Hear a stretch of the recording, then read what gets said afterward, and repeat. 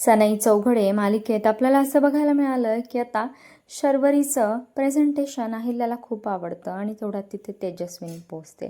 तेजस्विनीला शर्वरीचा सन्मान होताना पाहून खूप मोठा धक्का बसतो, पण ती तिथेच ठरवते की मी आता या शर्वरीचा पत्ता जयच्या आयुष्यातून आणि कंपनीतून सुद्धा कट करणार आहे. आणि मग ती तिथे काही न बोलता घरी आल्यानंतर ती जय आणि गौतमला दोघांना बोलावून घेते आणि तेजस्विनी म्हणते की आता गौतम, तुझं तर त्या आसावरीवर प्रेम आहे, पण माझ्या काही अटी आहे, ज्या अटी आसावरी आणि तिच्या घरचे पूर्ण करू शकतील का? कारण की सुनेकडून माझ्या फार अपेक्षा आहेत आणि तसं जर होत असेल तर मी तुझं लग्न त्या आसावरीशी लावून द्यायला तयार आहे.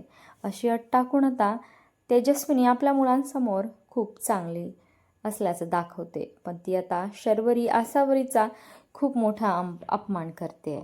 शर्वरीच्या घरी हे माहीत नसतं की ती जयच्याच कंपनीमध्ये काम करत आहे आणि आता तेजस्विनी परबांच्या घरी जाऊन हा बॉम्ब टाकणार आहे आणि त्याच्यामुळे शर्वरीची नोकरी जाईल का, किंवा जय आता शर्वरीला साथ देईल का, आईची साथ देईल, हे पाहणंसुद्धा खूप रंजक ठरणार आहे. तेजस्विनी आता जयचा वापर करूनच शर्वरीचा पत्ता कट करणार आहे.